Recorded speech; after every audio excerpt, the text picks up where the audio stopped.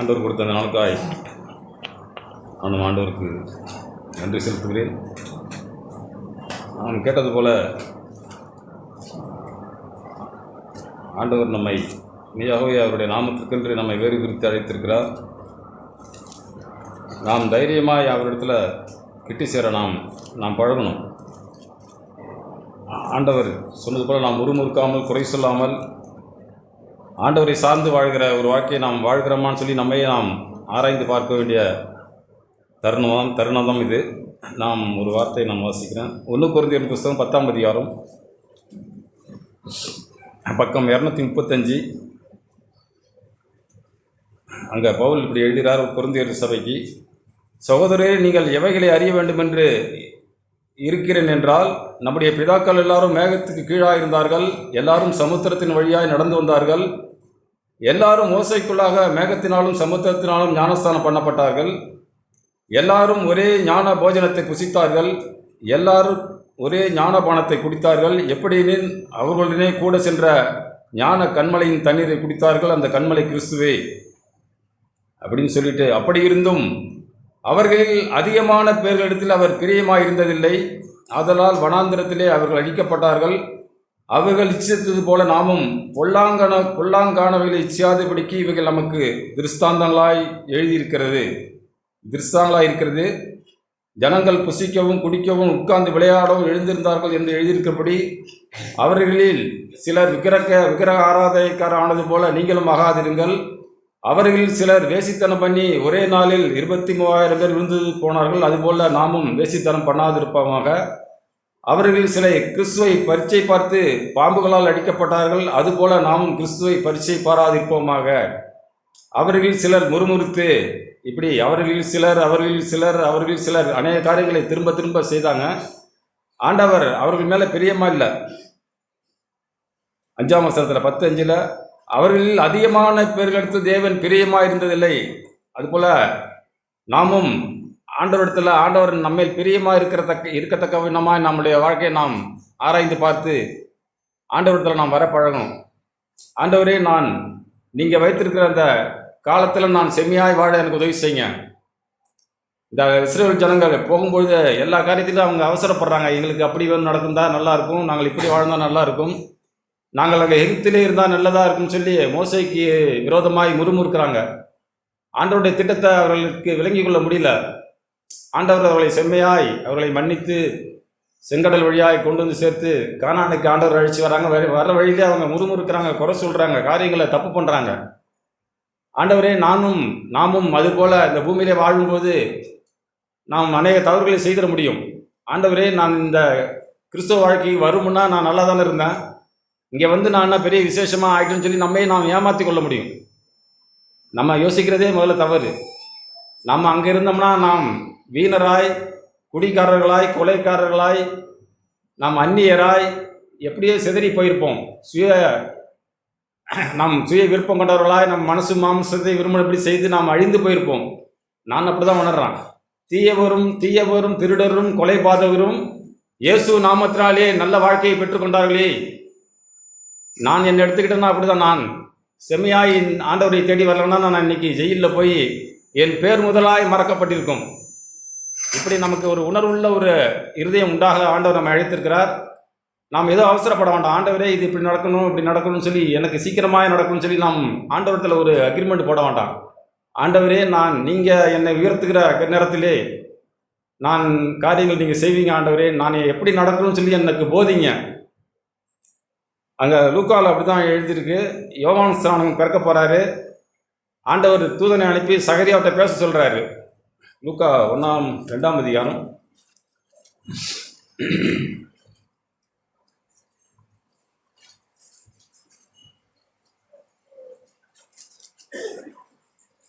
1 அதிகாரம் 76 பக்கம். நமக்கு தெரியும், எலிசபெத் சகரியா அவங்க 2 பேருக்கும் குழந்தை இல்லை. ஆனால் அவங்களோட காரியங்கள், அவர்கள் இருவரும் 6ஆம் வசனம் 1:6 அவர்கள் இருவரும் கர்த்தரிட்ட சகல கற்பனைகளின்படியையும் நியமங்களின்படியையும் குற்றமற்றவர்களாய் நடந்து. நம்ம அந்த வசனங்களை நிறுத்தி படிக்கணும். ஏதோ ஒரு ஆசாரியர் அவருக்கு விசுவாசம் இல்லை அப்படின்னா இல்லை. குற்றமில்லாத மனுஷனாய் குற்றமற்றவர்களாய் 2 பேருமே நடந்து தேவனுக்கு முன்பாய் நீதி உள்ளவர்களாய் இருந்தார்கள். ஆனால் எலிசபெத்தை முன்னாடியாய் பிள்ளை இல்லாமல் இருக்கிறாங்க. அந்த அம்மா வயது வர சென்றவர்களாய் இருக்கிறாங்க. அப்போதான் அந்த சம்பவம் நடக்குது. 11ஆம் வசனம் 10ஆம் வசனம். தூபம் காட்டுகிற வேளையிலே ஜனங்கள் எல்லாரும் கூட்டமாய் வெளியே ஜெபம் பண்ணி கொண்டிருந்தார்கள். அப்பொழுது கர்த்தருடைய தூதன் ஒருவன் தூப பலிபீடத்தின் வலது பக்கத்திலே நின்று அங்கே சகரியாவுக்கு தரிசனமானார். தூதன் அவனை நோக்கி, சகரியாவே, பயப்படாதே, உன் மனைவியாக எலிசபெத்து உனக்கு ஒரு குமாரனை பெறுவாள், அவனுக்கு யோவான் என்று பெயரிடுவாயாக. உனக்கு சந்தோஷமும் மகிழ்ச்சியும் உண்டாகும். அவன் பிறப்பை நிமித்தம் அநேகர் சந்தோஷப்படுவார்கள். அவன் கர்த்தருக்கு முன்பாக பெரியவனாய் இருப்பான். திராட்சை ரசமும் மதுவும் குடியான். தன் தாயின் வயிற்றில் இருக்கும்போதே பரிசுத்த ஆவியினால் நிரப்பப்பட்டிருப்பான். அவன் இஸ்ரவேல் சந்ததியாரில் அநேகரை அவர்கள் தேவனாய கர்த்தரிடத்துக்கு திருப்புவான். பிதாக்களுடைய இருதயத்தை பிள்ளைகளிடத்திற்கும் கீழ்ப்படியாதவர்களை நீதிமான்களுடைய ஞானத்திற்கும் திருப்பி உத்தமமான ஜனத்தை கர்த்தருக்கு ஆயத்தப்படுத்தும்படியாக அவன் எலியாவின் ஆவியும் பலமும் உடையவனாய் அவருக்கு முன்னே நடப்பான் என்றான். எவ்வளோ பெரிய ஸ்டேட்மெண்ட்டு! நீங்கள் நின்று நிதானித்து படித்து பாருங்க, அருமையாக இருக்குது. அவன் பிறப்பின் நிமித்தம் அநேகர் சந்தோஷப்படுவார்கள். அவன் எப்படி இருப்பார், அப்படி இருப்பார். யோவானை குறித்து தூதன் இவ்வளவு சொல்கிறாரு. சகரியா தேவதூதனை நோக்கி, இதை நான் எதினால் அறிவேன்? அவனுக்கு நம்பிக்கை இல்லைங்க, விசுவாசம் இல்லை. நான் எதினால் அறிவேன்? நான் கிழவனாக இருக்கிறேன், என் மனைவியும் வயது சென்றவராக இருக்காளே என்றான். தேவதூதன் அவனுக்கு பிரயுத்தரமாக, நான் தேவ சன்னிதானத்தில் நிற்கிற காபிரியேல். சும்மா நீ என்னிட்ட வந்து அதை நீ பேசிக்கிட்டு இருக்காத, நான் தேவனுடைய சன்னிதானத்தில் இன்னொன்று இடத்துக்கு பேசுகிறேன். நீ விசுவாசிக்கல, இந்த சம்பவம் நடக்கும் மட்டும் நீ ஊமையாக இருப்பாய், வேற ஒன்றுமே செய்யலை.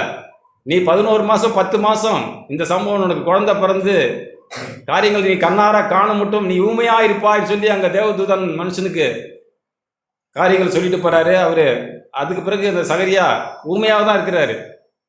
10ஆம் மாதம் குழந்தை பிறந்த பிறகு தான் குழந்தைக்கு பேர் என்னன்னு கேட்கும் போது அவன் எழுதி கேட்டுறாரு.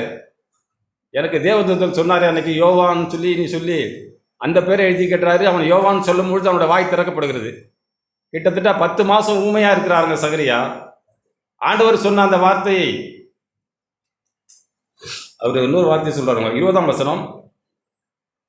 காபிரியேல் என்பவன் உன்னுடனே பேசவும் உனக்கு இந்த நற்செய்தியை அறிவிக்கவும் அனுப்பப்பட்டு வந்தேன். இதோ தகுந்த காலத்திலே நிறைவேறப் போகிற என் வார்த்தைகளை நீ விசுவாசியாதபடியினால் இவைகள் சம்பவிக்கும் நாள் மட்டும் நீ பேசக்கூடாமல் ஊமையாய் இருப்பாய் என்றான். சொன்ன உடனே அந்த சகரியா ஊமையாய் போயிடுறாரு. மெய்யாகவே இது அவனோட வாழ்க்கையில் நடந்தது. அதுக்கு பிறகு யோவான் சாணன் பிறக்கிறாரு. காரியங்கள் எல்லாம் செய்கிறாங்க. யோவான் என்று பெயர் வைக்கும் போது அவனோட வாய் திறக்கப்படுது. ஒரு சின்ன பனிஷ்மெண்ட், ஒரு தண்டனை அந்த சகரியாவுக்கு தேவ தூதன் கொடுக்குறாரு, தேவனே கொடுக்குறார். இப்படி தகுந்த காலத்திலே தேவன் நம்மை உயர்த்துவார். நம்ம என்ன செய்யணும்? ஆண்டவரே, நீர் ஏற்ற சமயத்திலே என்னை உயர்த்தும்படி நான் உங்களுடைய பலத்த கருத்திற்குள்ளாய் அடங்கி இருக்க எனக்கு உதவி செய்யுங்க. நமக்கு எப்பயுமே அவசரம் தாங்க இருக்குது. ஆண்டவரே, நான் சபைக்கு வந்துட்டேன், கேட்டது போல் எங்கள் அண்ணன் தம்பி அவங்கெல்லாம் சபைக்கு வராதவங்கலாம் பெரிய காரியங்களாக இருக்கிறாங்க, நான் இன்னும் அப்படியே இருக்கிறேனே. அதெல்லாம் அழிஞ்சு போகிற ஐஸ்வர்யம். உங்களையும் என்னையும் ஆண்டவர் அழியாத நித்திய ராஜ்யத்துக்கு அழிச்சிட்டு போயிருக்காரு. நம்ம இதுக்கும் ஒப்பிட்டு பார்க்குறோம். சும்மா பூமியில் நாமும் அவங்களும் சமமாக இருக்கணும். அவங்க கார் வாங்கினா நான் கார் வாங்கணும். அவங்க எப்படி இருந்தாலும் இருக்கட்டும். ஆண்டவரே, என் இருதயத்திலே சமாதானத்தை கொடுத்துருக்கிற சமாதானத்தின் தேவனே, இளைப்பாறுதலை கொடுத்துருக்கீங்களா ஆண்டவரே, நான் இப்போ உங்களுடைய கருத்திற்குள்ளாய் அடங்கி இருக்க எனக்கு உதவி செய்யுங்க அப்படின்னு சொல்லி நாம் திரும்பினா போதுங்க. மெய்யாகவே ஆண்டவர் நம்மை சரியான நேரத்தில் அவர் உயர்த்துவாருங்க. 1 பேதுரு புத்தகம் 5ஆம் அதிகாரம்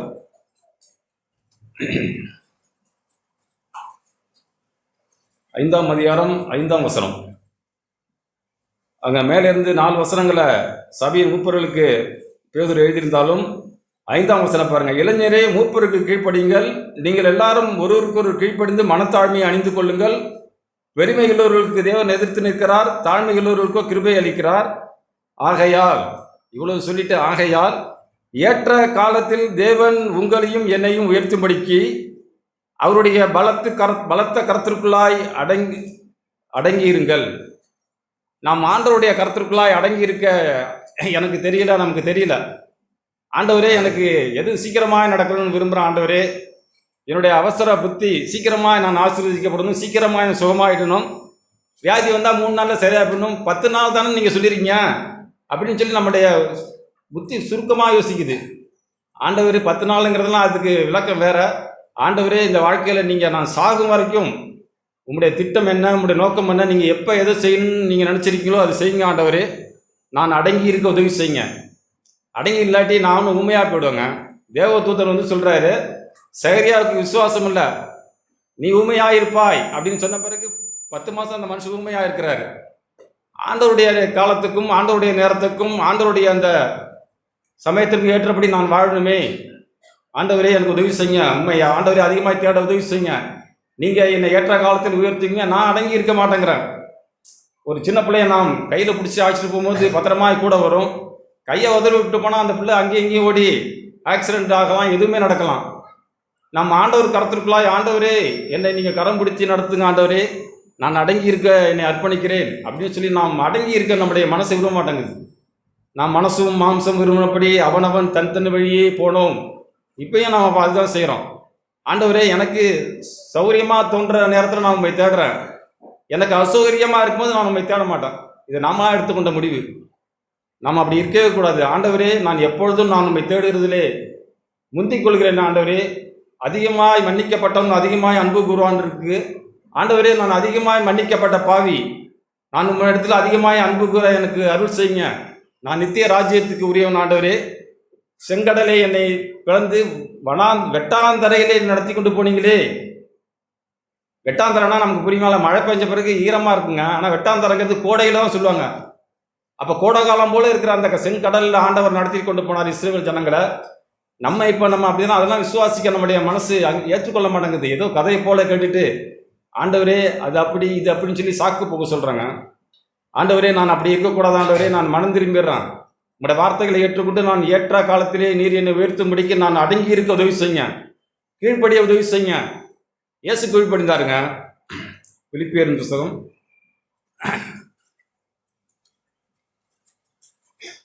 4 இயேசு கீழ்ப்படிந்தாரான்னு நம்ம கேட்டு பார்க்குறோம். ஆண்டவரே, நீங்கள் கீழ்ப்படிங்கன்னு சொல்கிறீங்களே. இயேசு 2ஆம் அதிகாரம் பிலிப்பியர் 2 அவர் 2:6 அவர் தேவனுடைய ரூபமாயிருந்தும் தேவனுக்கு சமமாய் இருப்பதை கொள்ளையாடின பொருளாக எண்ணாமல் தம்மை தாமே வெறுமையாக்கி, நம்ம நின்று நிதானிச்சு வசனங்களை படிக்கணும். தம்மை தாமே வெறுமையாக்கி அடிமையின் ரூபம் எடுத்து மனுஷ சாயலானார். அவர் மனுஷ ரூபமாய் காணப்பட்டு மரண பரியந்தம், நான் சொன்னேன்னா சாகிற வரைக்கும் இயேசு செய்த மிகப்பெரிய அற்புதமான கீழ்ப்படிதல்ங்க. மரண பரியந்தம், அதாவது சிலுவையின் மரண பரியந்தம் கீழ்ப்படிந்தவராகி தம்மை தாமே தாழ்த்தினார். இயேசு செய்தெல்லாம் தாழ்த்தினார் தாழ்த்தினார் தாழ்த்தினார், அவ்வளோதான் அவர் செய்தார். அதுக்கு பிறகு ஆண்டவர் அவருக்கு என்ன செய்தார் பாருங்க. ஆதலால் தேவன் எல்லாவற்றுக்கும் மேலாக அவரை உயர்த்தி, சரியான நேரத்தில் ஆண்டவர் இயேசுவை உயர்த்தி காட்டினாருங்க. நம்மையும் தேவன் உயர்த்தி பிடிக்கணும்னா நம்மளோட வாழ்க்கையில் நாம் அடங்கி இருக்கணும், தாழ்மையாக இருக்கணும், தேவனை தேடுவதில் நாம் சுறுசுறுப்பாக இருக்கணும். ஏதோ நம் இப்படி அசதியாய் ஆண்டவரை தேடுவதில் அசதியாக இருந்தால் நாம் சபிக்கப்பட்ட ஜனமாக மாறிவிடுவோங்க. எத்தனையோ விஷயத்தில் நமக்கு சுறுசுறுப்பு உண்டாகுது, ஆண்டவரை தேடுவதில் ஏன் எனக்கு அசதி வருது? நம்ம தான் நாம் கேட்டு பார்க்கணும். சாத்தான் நம்முடைய மணக்கங்களை குருடாக்கி போட்டு விடுகிறான். எத்தனையோ விஷயங்களை ஆயிரம் தேடுறோம், அப்படிங்கிறோம் இப்படிங்கிறோம். ஆண்டவரே, வேதத்தில் உள்ள ரகசியங்களை அறியும்படிக்கு என்னுடைய வணக்கங்களை திறந்தரலன்னு சொல்லி நாம் சுறுசுறுப்பாக வேதத்தை தேடணும்னா மெய்யாகவே நாம் கேட்டது போல ஆண்டவர் நம்முடைய வணக்கங்கள் திறப்பாருங்க. என்னிடத்தில் வருகிற ஒருவனையும் புறம்பே தள்ளின்னு சொன்ன ஆண்டவர், நான் தேட விரும்பினோம்னா போதுங்க. வாசல்படி நின்று கதவை தட்டுகிற ஆண்டவருக்கு நான் கதவை திறந்து கொடுத்தா போதும். தேவன் என்னுடைய வாழ்க்கையையும் உங்களுடைய வாழ்க்கையிலும் கிரியை செய்ய வல்லவராக இருக்கிறார். அதனால் நாம் தேவனுடைய பலத்த கருத்திற்குள்ளாய் அடங்கியிருப்போம். நம்ம ஒவ்வொருவருக்கும் ஒரு காலம் வச்சிருக்கிறாங்க ஆண்டவர். நேற்று ஃபாஸ்டிங் பிரேயரில் அப்படி ஒரு சில வார்த்தைகள் தியானித்தோம். யோசேப்பு நமக்கு தெரியும் அநேகருக்கு. யோசேப்பு 27ஆம் அதிகாரம் 37ஆம் அதிகாரம்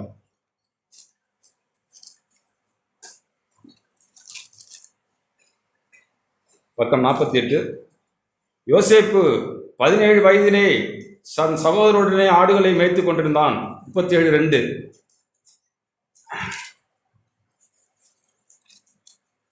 அதுக்கடுத்து இன்னொரு இடத்துல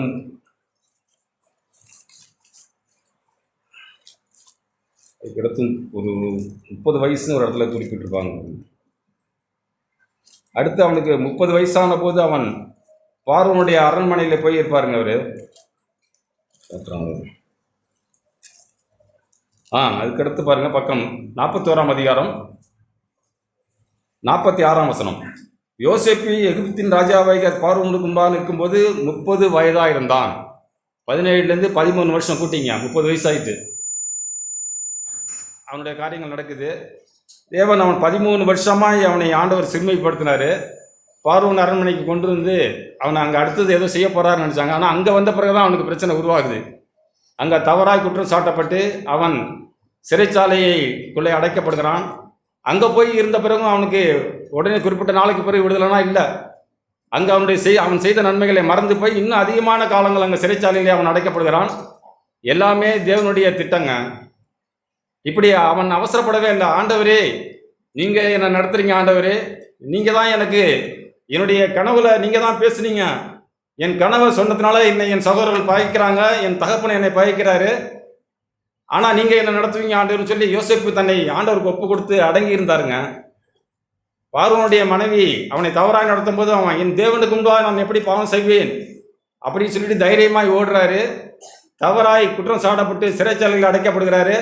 சிறைச்சாலையிலே கர்த்தர் யோசேப்போடு இருக்கிறாரு. கர்த்தர் யோசேப்போடு இருந்தும் அவனுக்கு ஒன்றும் விஷயம் நடக்க மாட்டேங்குது. ஏன்னா ஆண்டவர் தன்னுடைய நேரத்தை யோசேப்புக்கு வச்சிருக்கிறாருங்க. அவனுடைய 105 சங்கீதம்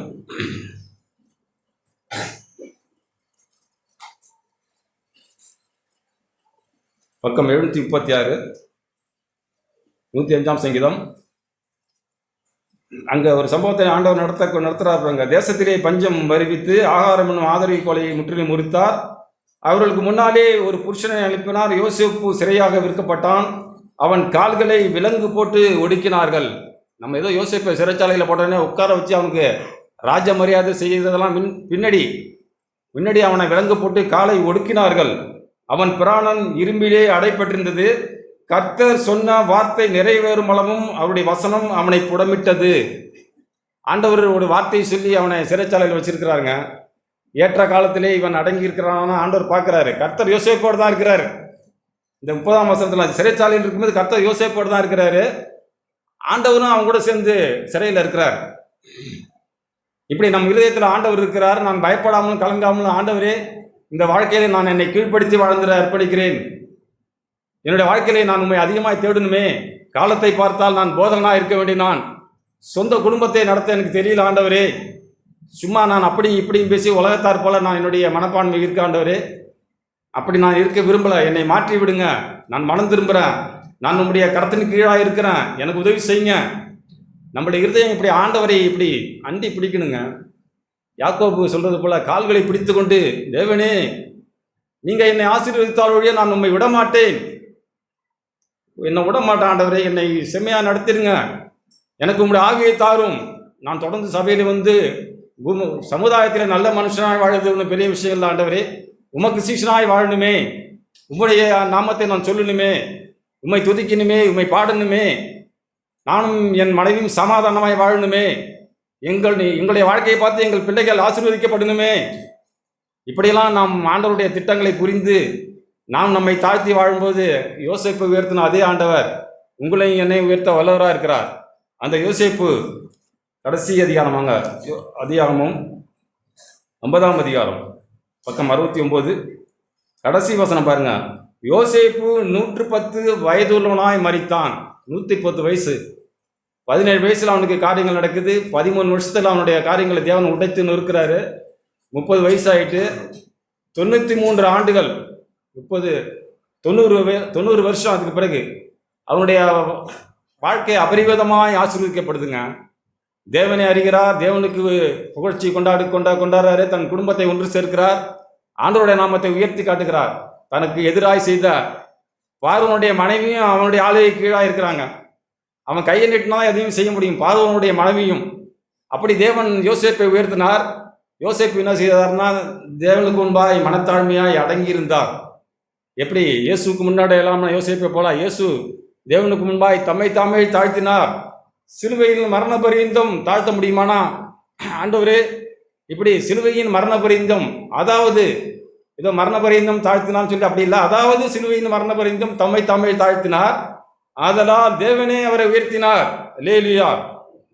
இப்போ இப்படி நம்முடைய வாழ்க்கையில் நாம் உயர்த்தப்படணும்னா நம்முடைய வாழ்க்கையில் நாம் தேவனுக்கு முன்பாய் அடங்கி அடங்கி அடங்கி இருக்க உதவி செய்யணும். நாம் விரும்பணும்.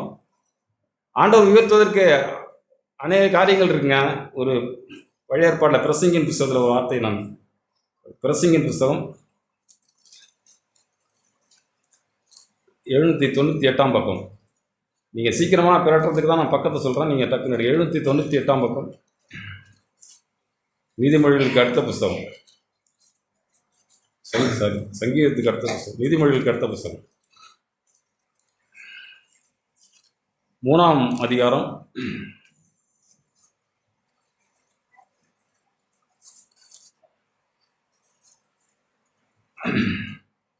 1 சில காரியங்கள் அங்கே எழுதிட்டு பாருங்க. 3ஆம் அதிகாரம், ஒவ்வொன்றிற்கும் ஒவ்வொரு காலம் உண்டு, வானத்தின் கீழ் இருக்கிற ஒவ்வொரு காரியத்துக்கும் ஒவ்வொரு சமயம் உண்டு, பிறக்க ஒரு காலம் உண்டு, இறக்க ஒரு காலம் உண்டு, நட ஒரு காலம் உண்டு, நட்டதை பிடுங்க ஒரு காலம் உண்டு, கொல்ல ஒரு காலம் உண்டு, குணமாக்க ஒரு காலம் உண்டு, இடிக்க ஒரு காலம் உண்டு, கட்ட ஒரு காலம் உண்டு அப்படின்னு சொல்லிக்கிட்டு 8ஆம் வசனத்தில் சிநேகிக்க ஒரு காலம் உண்டு, பகைக்க ஒரு காலம் உண்டு, யுத்தம் பண்ண ஒரு காலம் உண்டு, சமாதானம் பண்ண ஒரு காலம் உண்டு. அந்த 2-3 வசனத்தில் 28 காலங்களை பிரசங்க எழுதியிருக்கிறாரு. போய் வீட்டில் போய் படிச்சுப்பாங்க. 28 காலங்களை குறிச்சிருக்கிறாரு. ஆண்டவரே, இப்படி இந்த அநேக காலங்கள் இருக்கு ஆண்டவரே, நீங்கள் என்னை எந்த காலத்தில் உயர்த்தணும்னு சொல்லி நீங்கள் திட்டமிட்டிருக்கீங்களோ அந்த காலத்தில் என்னை உயர்த்துங்க ஆண்டவரே. நான் அவசரப்படக்கூடாது. எனக்கு சீக்கிரமாய் திருமணமாகணும், சீக்கிரமாய் அரசாங்க வேலை கிடைக்கணும், அதிகமாக நான் சம்பாதித்தனை பண்ணணும், எனக்கு கார் வேணும் ஆண்டவரே. இப்படி நான் இதுக்கெல்லாம் அவசரமே படக்கூடாதுங்க. இதெல்லாம் எனக்கு ஒன்று வேண்டாம் ஆண்டவரே. எனக்கு நித்திய ராஜ்யத்துக்கு நான் தகுதியாகும்படி நீர் இந்த பூமியிலே என்னை செம்மையாய் உடைத்து நொறுக்கி உருவாக்குங்க ஆண்டவரே. பாவத்திற்கு விரோதமாக நான் ரத்தம் சிந்தப்படத்தக்கதாக எதிர்த்து நிற்கவில்லையே. பாவத்தை நான் சும்மா அப்படி தண்ணீரை போல குடிக்கிறேன் ஆண்டவரே. என்னை மன்னிச்சிருங்க, என்னை நொறுக்கி உடைங்க ஆண்டவரே. நான் உங்களுடைய நாமத்திற்கென்று இந்த பூமியிலே என்னை வேறு பிரித்தீர். எனக்கு விசுவாசத்தின் ஆவியை தாங்க, தைரியமாய் மடத்தில் கிட்டி சேர நான் அர்ப்பணிக்கிறேன்.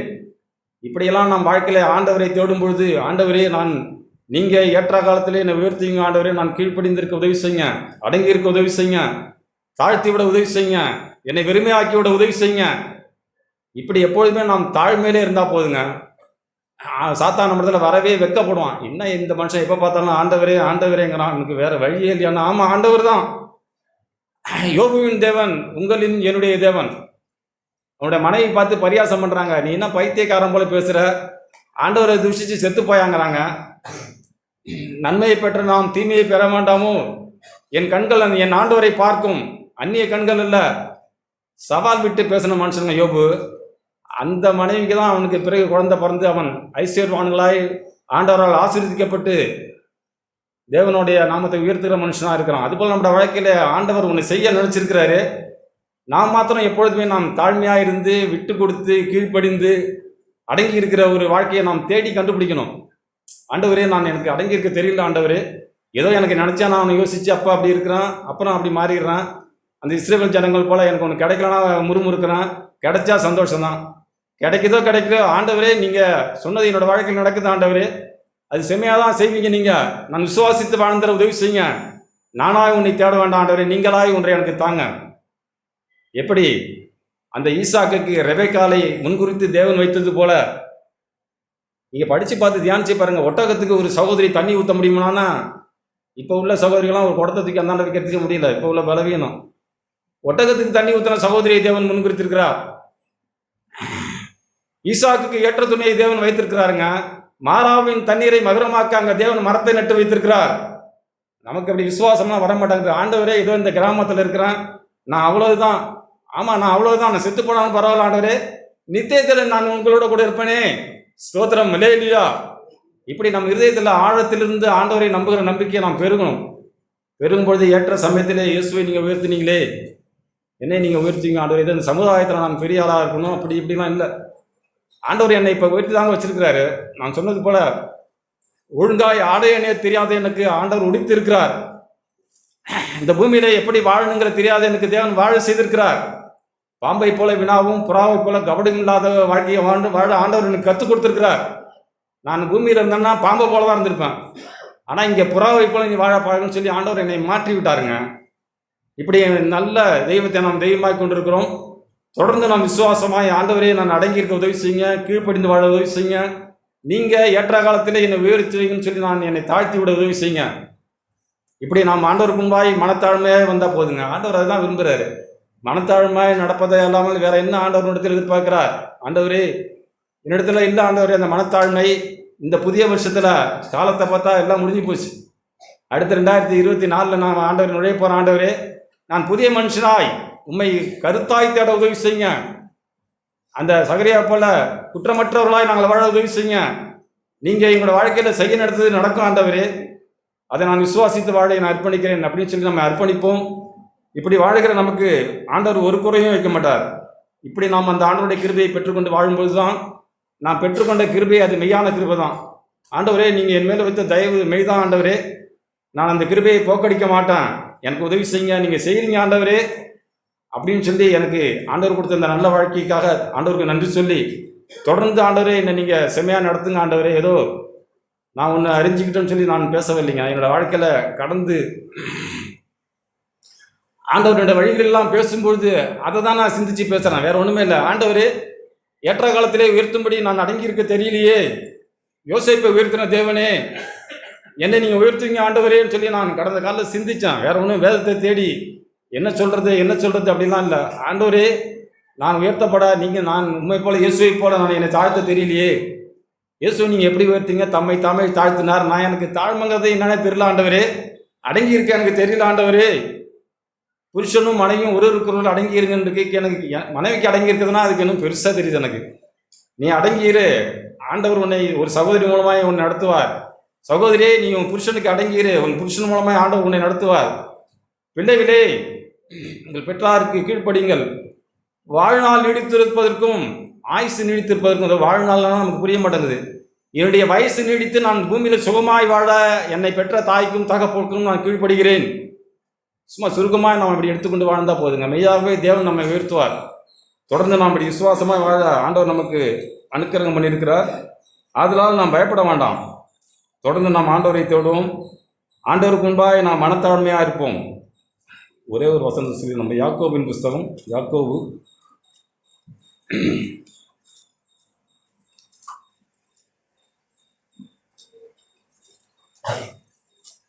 4ஆம் அதிகாரம் 4ஆம் அதிகாரத்தில் எப்படி கடுமையாக பேசுகிறாரு எங்க யாக்கோபு. உலகத்துக்கு சிநேகிதனாக இருக்க விரும்புகிறவன் தேவனுக்கு பகஞ்சனாக இருக்கிறான். நம்மில் மாசமாக இருக்கிற ஆவியாரன் நம்மிடத்தில் வைராக்கிய வாஞ்சியாக இருக்கிறார் என்று வேத வாக்கியம் வீணாய் சொல்கிறது நினைக்கிறீர்களோ? அவர் அதிகமான கிருபையை அளிக்கிறாரே. ஆதலால் தேவன் பெருமையுள்ளவருக்கு எதிர்த்து நிற்கிறார், தாழ்மையுள்ள நமக்கோ தேவன் கிருபையை அளிக்கிறார். ஆகையால் தேவனுக்கு கீழ்ப்படிந்தீர்கள், பிசாசுக்கு எதிர்த்து நில்லுங்கள், அப்பொழுது அவன் உங்களை விட்டு ஓடி போவான். இப்படி பேசிக்கிட்டே வந்து 10ஆம் வசனத்தில் கர்த்தருக்கு முன்பாக தாழ்மைப்படுங்கள், அப்பொழுது அவர் உங்களை உயர்த்துவார். ஏதோ மனுஷனுக்கு முன்பாக இல்லைங்க, கர்த்தருக்கு முன்பாய் தாழ்மைப்படுங்கள், அப்பொழுது அவர் உயர்த்துவார். இப்படி நம்முடைய வாழ்க்கையில் நாம் கர்த்தருக்கு முன்பாய் நம்மை தாழ்த்துவோம். மெய்யாகவே நாம் விசுவாசிக்கிற ஆண்டவர், செங்கடலை பிளந்த ஆண்டவர். எத்தனையோ விஷயங்கள் நாம் பேசிக்கிட்டே போகலாம். நம்மை உயர்த்துவதற்கு நாம் ஏற்ற காலத்திலே தேவ சமயமும் காலமும் நமக்கு வரணுங்க. அந்த பிரசங்கிலே இன்னொரு இடத்துல இருக்கு வசனம்.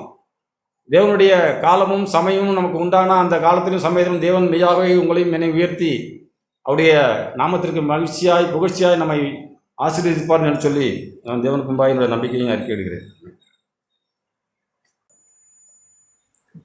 கேட்ட ஆண்டவருடைய நல்ல வார்த்தைக்காய் நன்றி சொல்கிறேன்.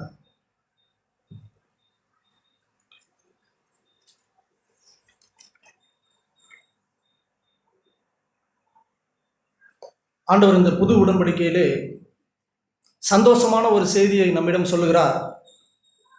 நான் பார்த்துக்கொள்வேன்னு சொல்கிறார். பயப்படாதே, உன் வாழ்க்கையை நான் பொறுப்பெடுத்திருக்கிறேன், நான் பார்த்துக்கொள்வேன்.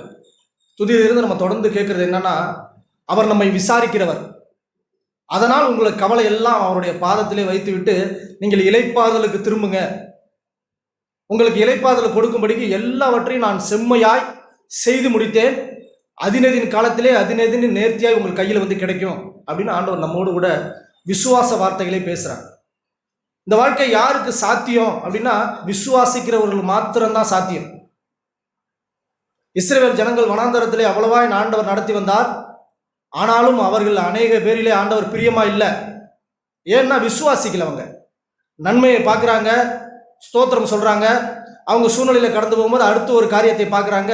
நன்மை வரும் முன்னே அவர்களுக்கு முறுமுறுப்பு உண்டாகிறது. 3 நாளா தண்ணி இல்லை, ஒரு தண்ணி கிடைக்குது, ஆனால் அது கசப்பா இருக்கு. அந்த கசப்பை தேவன் மாற்றுவார் அப்படிங்கிற விசுவாசம் இல்லை. வெட்டாந்தரையை போல அந்த வனாந்தரத்திலே அந்த ஜனத்தை நம்ம ஆண்டவர் நடத்தி வந்தாரே. சற்று முன்தானே நம்ம கடந்து வந்தோம். அவ்வளோ பெரிய தெய்வத்தை கொண்ட ஜனம் பத்திரமாய் கொண்டு போய் கானானிலே சேர்ப்பார் அப்படிங்கிற விசுவாசம் இல்லை. தேவன் நம்மிடம் இருந்து விசுவாசத்தை எதிர்பார்க்கிறார். ஒரு பலத்த கைக்குள்ளே ஒரு மனுஷன் எப்போ அடங்கியிருக்க முடியும்னா அவரை அறிந்தால் மாத்திரம்தான். சரியாய் என் தேவன் யார், எனக்கு அவர் என்ன செய்திருக்கிறார், இதுக்கப்புறம் அவர் என்ன செய்வார், இந்த நம்பிக்கையும் விசுவாசமும் அந்த கீழ்ப்படிதலும் இருந்தால் மாத்திரம்தான் இந்த வாழ்க்கை நமக்கு பத்திரமாய் கொண்டு போய் அங்கே கானானிலே கொண்டு போய்விடும். அந்த பாலும் தேனும் ஓடுகிற அந்த நித்திய ஜீவனை, அந்த இயேசுவை சந்திக்கக்கூடிய ஒரு பாக்கியமான ஒரு வாழ்வுக்கு நம்மை கொண்டு போய் விடும். அந்த ராஜ்யத்தை தேடக்கூடிய விருப்பத்தை எப்படி கொண்டு போகும். ஆண்டவர் அப்படிதான் சொல்றாங்க. நான் அவமானத்தை எண்ணல, சிலுவை நான் சகிச்சு போறேன். ஏன் அப்படின்னா எனக்கு முன்பு ஒரு சந்தோஷம் இருக்கு. அந்த சந்தோஷத்தை நான் எப்படி பெற்றுக்கொள்ள வந்தேன்னு சொன்னா, அப்படி பிதாவை என்னை அப்படி கனப்படுத்தினது போல அவரை நான் கனப்படுத்தி எல்லா சூழ்நிலையும் நான் புகுந்து வர விரும்புகிறேன். நான் பொன்னாய் இருக்க விரும்புகிறேன். அதனால் நான் இந்த அக்னி சோலையிலே அகப்பட விரும்புகிறேன். ஆண்டவர் அப்படிதான் நம்மை சொல்லி தைரியப்படுத்துறார். ஆபிரகாம் ஈசாக்கை பலியிட பார்த்து போனார். அங்கே ஒரு ஆடு சிக்கி இருந்துச்சு புதரிலே. அங்க ஆடு இருக்குன்னு யாருமே தெரியாது. ஆனால் தேவன் சொன்னார், நான் பார்த்துக் கொள்வேன். அந்த மாறாவிலே கசப்பான தண்ணீரை தித்திப்பாய் மாற்றும்படிக்கு அங்கே ஒரு மரத்தை ஆண்டவர் ஏற்கனவே உண்டு பண்ணி வைத்திருக்கிறார். இஸ்ரவேல் நடந்து போற இஸ்ரவேல் ஜனங்களுக்கு யாருக்குமே தெரியாது, மோசேக்கும் தெரியாது. ஆனால் நம்முடைய காலங்களை எல்லாவற்றையும் முன்குறித்தவர் நமக்கு முன்னே செல்கிறார். நம்முடைய கோணல்களை எல்லாவற்றையும் அவர் பொறுப்பெடுக்க விரும்புகிறார். நம்முடைய கவலை எல்லாவற்றையும் அவர் பாதத்திலே வைத்து விட்டு நல்ல பங்கை தெரிந்து கொள்ளும்படிக்கு அவருடைய பலத்த கைக்குள்ளே நாம் அடங்கி இருக்கும்படிக்கு நம் விசுவாசத்தை ஆண்டவர் தூண்டிவிட விரும்புகிறார். அவர் செய்த அந்த நன்மைக்கும் அந்த நியாயத்திற்கும் ஜெயம் கிடைக்கும் வரைக்கும் நெறிந்த நாளிலே அவர் முறிக்கிறதில்லை. மங்கி எறிகிற தீயை அவர் அணைக்கிறதே இல்லை. அதை தூண்டி விட்டு அவர் பக்கமாய் போக நம்ம விசுவாசத்தினால் ஆண்டவர் தொடர்ந்து நம்மோடு கூட பேசுகிறார். நாம் இம்மைக்குரியதே பார்த்துட்டு இருந்தோம்னா நிச்சயமாக விசுவாசிக்க மாட்டோம். ஆண்டவரை நோக்கி பார்க்கும்படிக்கு நம்முடைய கண்கள் வானத்தை நோக்கி பார்க்கும்படிக்கு, நமக்கு கிழக்கிலிருந்தும் மேற்கிலிருந்தும் ஒத்தாசை வருதில்ல, அதையே பார்த்துட்டு இருக்கக்கூடாது. ஜோதிகளின் பிதாவின் இடத்திலிருந்து பரத்திலிருந்து எனக்கு ஒத்தாசை வருதா, அது என்னை நிலைக்கும், அது எங்கு கொண்டு போய் சேர்க்கணுமோ அங்கே சேர்த்துரும். ஆண்டவர் தான் நம்ம சொல்றாங்க. புது உடன்படிக்கையிலே ஒரு சந்தோஷமான சுவிசேஷம், நான் பார்த்துக் கொள்வேன். பழைய உடன்படிக்கையிலே ஆண்டவர் ஒவ்வொன்றா சொல்லி இதனை செய், அதனை செய்ய. புது உடன்படிக்கையில ஆண்டவர் ஒன்று மாத்திரம் செய்ய, நீ விசுவாசி, அவ்வளவுதான். விசுவாசிக்கிறவனுக்கு எல்லாம் கூடும். விசுவாசம் இல்லாமல் தேவனுக்கு பிரியமாக இருப்பது கூடாத காரியம். ஆண்டவர் அப்படிதான் தொடர்ந்து நம்மளோட கூட பேசுறாங்க.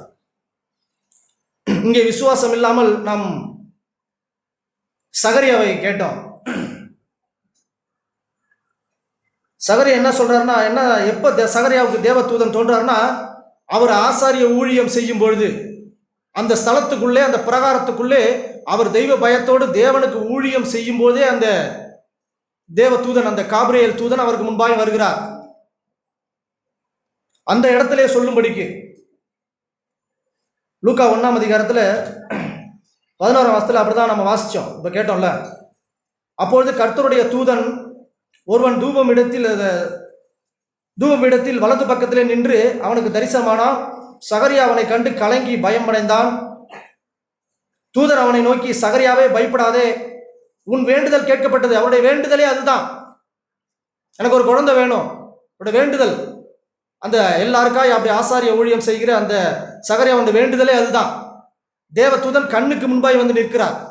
ஏதோ வீட்டிலேயோ இல்லை அவர் விசுவாசிக்க முடியாத ஏதோ ஒரு வேலை ஸ்தலத்தில் இல்லை, அவர் தெய்வ பயத்தோடு அந்த கூடாரத்துக்குள்ளே, அந்த பிரகாரத்துக்குள்ளே நிற்கும் போது அங்கே தோன்றுகிறார்.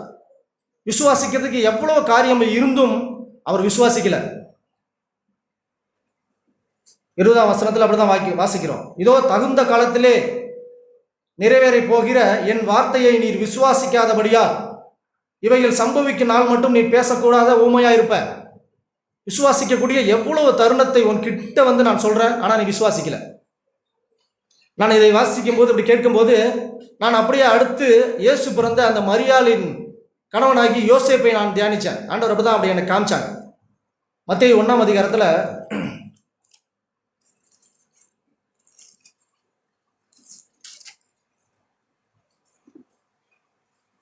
1:19ஆம் வசனத்துல அவள் புருஷனாகிய யோசேப்பு நீதிமானாய் இருந்தான், அவளை அவமானப்படுத்த மனதில்லாமல் ரகசியமாய் அவளை தள்ளிவிட யோசனையாய் இருந்தான்.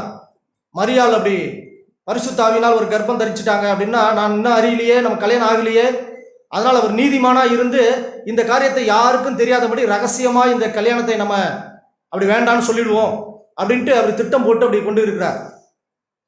அவன் அப்படி சிந்தித்து கொண்டு இருக்கையில் கர்த்தருடைய தூதன் சொப்பனத்திலே அவனுக்கு காணப்பட்டு, தாவீதின் குமாரனாகிய யோசேப்பே, உன் மனைவியாகிய மரியாளை சேர்த்து கொள்ள ஐயப்படாதே, அவளிடத்தில் உற்பத்தியாயிருக்கிறது பரிசுத்தாவினால் உண்டானது, அவள் ஒரு குமாரனை பெறுவாள், அவளுக்கு இயேசு என்று பெயரிடுவாயாக, ஏனெனில் அவர் தமது ஜனங்களின் பாவத்தை நீக்கி அவர்களை ரட்சிப்பார் என்றார்.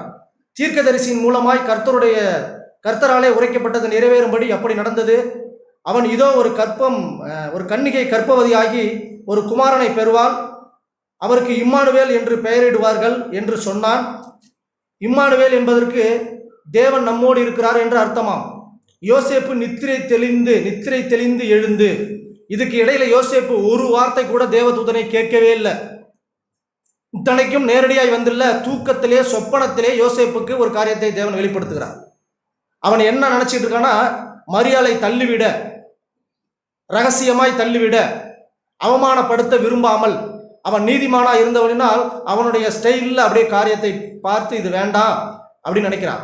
தேவதூதன் சொப்பனத்திலே வந்து இவ்வளவு காரியத்தையும் தேவதூதன் தான் அந்த யோசேப்பிட்ட பேசுறான்.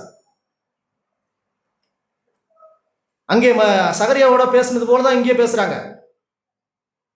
இங்க பேசக்கூடிய இடம் சொப்பனத்தில். அவ்வளவா இருந்த போதும் யோசேப்பு நித்திரை தெளிந்து எழுந்து கர்த்தருடைய தூதன் தனக்கு கட்டளையிட்டபடியே தன் மனைவியை சேர்த்து கொண்டான். இது விசுவாசமாய் ஆரம்பிக்கிற ஒரு வாழ்க்கை. அப்பதான் இயேசுவை நல்லபடியாய் பெத்தெடுக்க முடியும்.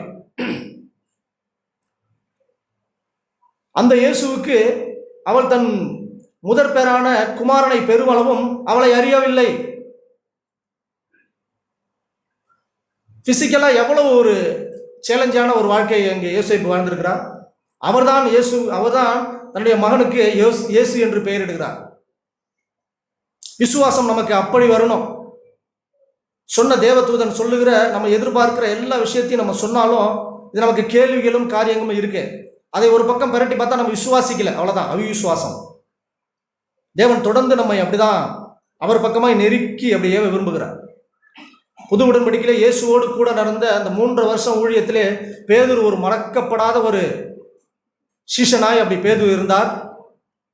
அந்த பேதுருடைய வாழ்க்கை ஆண்டவரோடு நடக்கும் பொழுது பேதுருடைய வாழ்க்கை அப்படி குந்தி நடந்ததாய், இந்த இஸ்ரவேல் ஜனங்கள் அப்படி நடந்தது போல மாம்சத்தின் பலத்தினால் ஆண்டவரை அப்படி மேற்கொண்டு அவரால் கடிந்து கொள்ளவும் அவரால் அப்படி புகழப்படவும் அப்படி பேதுரு அப்படி நடந்து கொண்டே இருந்தார். ஆனால் ஒரு கட்டம் வந்தது, இயேசு அப்படியே கூட இருந்தாங்க. இயேசு கூட இருக்கும்பொழுதே அவருக்கு அவ்வளவு தடுமாற்றம். மாம்சத்தின் பலத்தினால் ஒரு வாழ்க்கையை ஆண்டவருக்கு பிரியமாய் வாழ்ந்துட முடியுமே, தேவனுக்கு பிரியம் இதுதானே அப்படின்னு வாழ்ந்த போதெல்லாம் அவர் கடிந்து கொண்டு இருந்தார். ஆனால் இயேசு மரித்த பிறகு பரிசுத்த ஆவியினால் நிரப்பப்பட்ட பேதுரு, இந்த வாழ்க்கை பலத்த கைக்குள்ளே யார் அடங்கி இருக்க முடியும் அப்படின்னா, விசுவாசித்து பரிசுத்த ஆவி நம்மோடு கூட பேசி அதற்கு செவி கொடுத்தால், அதற்கு கீழ்ப்படிந்தால் மாத்திரமே இந்த வாழ்க்கையை ஆண்டவர் நம்மிலே மகிமைப்படுவார். இயேசு எப்படி சந்தோஷமாய், அது ஒரு சொப்பனத்திலே பேசினா கூட நம்ம விசுவாசிக்க முடியும். இங்கே வாரம் கூடி நம்முடைய வாழ்க்கையை ஆண்டவருடைய வழிகளை அப்படி பேசி காரியங்களை பண்ணி, ஒரு முறையில் இருமுறையில் கேட்கும்படிக்கு அதை ரெக்கார்ட் பண்ணி எவ்வளோ காரியங்களை நம்ம பண்ணுறாங்க. ஆனால் விசுவாசம் நமக்கு வரமாட்டேங்குது. என்னை பார்த்தா நான் சொல்கிறேன், எவ்வளவோ நம்முடைய தோல்விகளும் நம்மளுடைய பலவீனங்களும் ஓங்கி நிற்கிது. கிறிஸ்துவோட மகிமையை நாம் மட்டுப்படுத்துகிறோம், கிறிஸ்துவோட கையை மட்டுப்படுத்துகிறோம். ஆண்டவரால் இது முடியுமா? அவிசுவாசம் நம்ம நிரம்பி இருக்கு. நம்ம ஃபியூச்சரை எதிர்பார்க்கும் போது இது பொறுப்பெடுப்பாரா? இல்லை. இந்த தகப்பன் ஒருவர் இருக்கிறார். நேற்று கேட்டோம், சொந்த குமாரனையே கொடுத்திருக்கிறார். பிறகெல்லாம் கொடுப்பது அதிக நிச்சயம், நிச்சயம், கன்ஃபார்ம். அப்படி நம்ம பெரும்படிக்கு அவருடைய கையிலே அடங்கி இருக்கணும். தேவன் அதுதான் விரும்புகிறார்.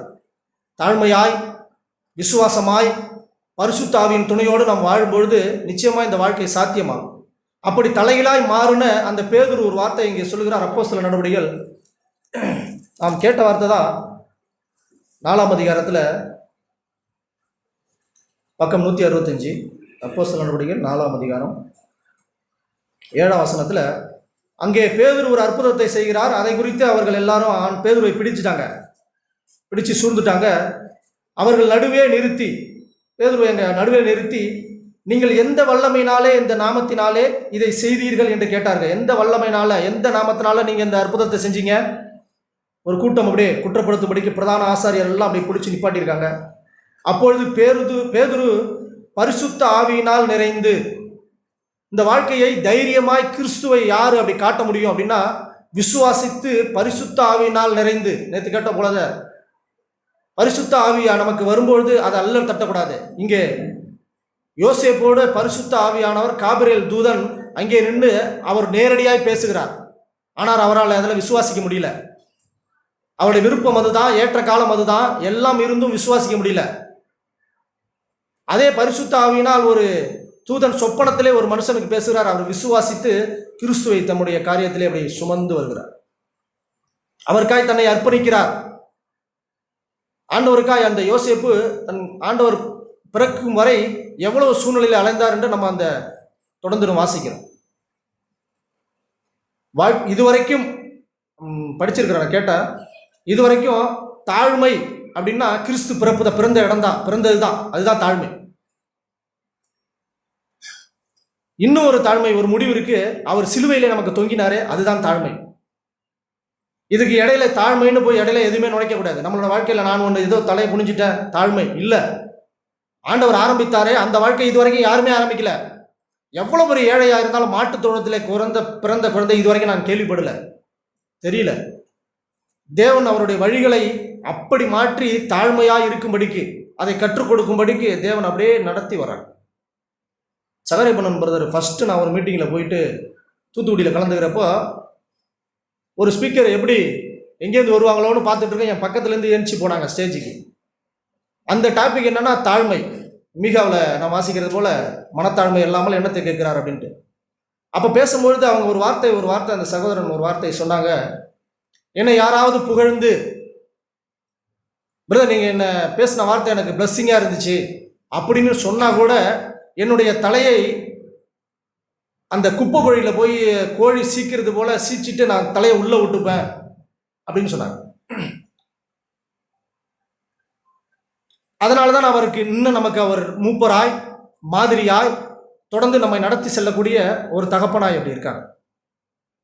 உண்மை அதுதான். தேவன் அப்படிதான் ஒரு காரியங்களை அப்படி நடத்துறாங்க. இந்த மீட்டிங்கில் இப்போ கலந்துக்கிறதுக்கு தேவன் உதவி செஞ்சாங்க. எவ்வளவோ காரியங்களை கேட்டோம். அவனோட வாழ்க்கையை தான் ஃபர்ஸ்ட் பேசினாங்க. அவருடைய பிள்ளைகளை வாழ்க்கையெல்லாம் கேட்கும் போது எவ்வளவா குறைவா இருக்கிறோம், தேவன் நம்மை அப்படி எடுத்து காட்டுறாங்க. இங்கே பேதுரு அப்படி பரிசுத்த ஆவியினால் நிறைந்து அவர்களை நோக்கி, ஜனத்தின் அதிகாரிகளே, இஸ்ரவேல் மூப்பர்களே, பிணியாளியா இருந்த இந்த மனுஷனுக்கு செய்யப்பட்ட காரியத்தை குறித்து எதினாலே இவன் ஆரோக்கியமானாம் என்று நீங்கள் இன்று நாளில் என்னை கேட்டு நீங்க விவரித்து கேட்டால், உங்களால் சிலுவையில் அறையப்பட்டவரும், அவர் ஆரம்பிக்கிற ஒரு விஷயத்தை பாருங்க, நறுக்குன்னு ஒரு விஷயத்தை சொல்லுகிறாங்க. சுவிசேஷம் அப்படிதான். ஒரு ஸ்திரியை பார்த்து இயேசுவை யாருன்னு தெரியாத இருந்த அவர் பரிசுத்த ஆவியினால் நிரப்பப்படும் பொழுது எவ்வளவு வல்லமை அவருக்குள்ளே வருது, எவ்வளவு புது பலன் வருது. கிறிஸ்துவை அவர் எப்படியாய் சுமந்து தன்னிலே வெளிப்படுத்துகிறார். சிலுவையில் அறையப்பட்டவரும் தேவனால் மரித்தோரிலிருந்து எழுப்பப்பட்டவருமா இருக்கிற கர்த்தராகிய இயேசு கிறிஸ்துவின் நாமத்தினாலே இவன் உங்களுக்கு முன்பாக சொந்தமாய் இருக்கிறான் என்று உங்கள் எல்லாருக்கும், இஸ்ரவேல் ஜனங்கள் எல்லாருக்கும் தெரிந்திருக்க கடவுது. வீடு கட்டுகிறவர்களாகிய எங்களால் அற்பமாய் எண்ணப்பட்ட, உங்களால் அற்பமால் எண்ணப்பட்ட அவரே மூளைக்கு தலைக்கல்லானவர். அஸ்திவாரம் அவர் தான், அவர் இல்லைன்னா ஒன்றும் இல்லை அப்படின்னு சொல்றாங்க. அவரால் என்று வேறு ஒன்றெல்லாம் ரட்சிப்பு இல்லை. அவர் ரட்சிக்கப்படும்படிக்கு வானத்துக்கு கீழும் மனுஷருக்குள்ளும் அவருடைய நாமம் அல்லாமல் வேறொரு நாமம் கட்டளையிடப்படவும் இல்லை. பேதுரும் யோவானும் பேசுகிற தைரியத்தை அவர்கள் பார்த்து, பரிசுத்த ஆவி நமக்கு வரும்போது விசுவாசத்தினால் பேசுகிற வார்த்தை தைரியமாக இருக்கும். அவங்க என்ன பார்க்குறாங்க அப்படின்னா, அவர்கள் படிப்பறிவு இல்லாதவர்கள், பேதமை உள்ளவர்கள் என்று அறிந்தபடியினால் ஆச்சரியப்பட்டு அவர்கள் இயேசுவுடனே கூட இருந்தவர்கள் என்று அறிந்து கொண்டார்கள். ஒரு சகோதரன் நான் பேசிட்டு இருந்தேன், இந்த கிறிஸ்தவ வாழ்க்கையை நல்லபடியாக வாழணும் அப்படின்னு பேசிட்டு இருப்பேன். அவர் சொல்கிறாங்க, நான் படிப்பேன், எனக்கு பைபிள் படிக்க தெரியாது, நான் எங்கிருந்து வந்திருக்கிறேன் தெரியுமா, இதெல்லாம் வந்து இல்லை. அவங்க பார்க்குறதெல்லாம் இப்போ கிறிஸ்துவோட ஊழியம் செய்யணும்னா எப்படியோ இப்படி இருக்கணும் அப்படிலாம் இல்லை. அவர்கள் பார்த்து ஆச்சரியப்படுறாங்க, இவங்களோட இந்த காரியம் எப்படி வந்திருக்கு, அவரை பார்த்து ஒரு தைரியமாய் ஒரு வார்த்தை இப்படி பேசுகிறாங்களே, இது எப்படி வந்திருக்கு, படிப்பறிவு இல்லாத மீனவர்களாச்சே எவ்வளோ ஞானமாய் ஒரு தைரியமாய் நம்மகிட்ட பேசுகிறாங்களே, இது எப்படி வந்திருக்கு. அவர் எல்லாத்தையும் பார்த்து இவர்கள் இயேசுவோடு கூட இருந்தவர்கள் என்று அறிந்து கொண்டார்கள். ஆண்டவரோடு கூட நாம் நடந்தோம்னா இந்த விசுவாச வாழ்க்கையையும் விசுவாச வார்த்தையையும் நாம் தைரியமாய் சொல்லும்படிக்கு, தைரியமாய் வாழும்படிக்கு ஆண்டவர் தாமே கிருபை தருவார். அவர் என்னை உயர்த்துவார் அப்படின்னு பலத்த கைக்குள்ளே அடங்கியிருக்கிற மனுஷனுக்கு இது ஆகும். இன்னும் ஒரு வார்த்தையை சொல்லி நான் உட்கார்றேன். 1 தீமோத்தேயு 1ஆம் அதிகாரம்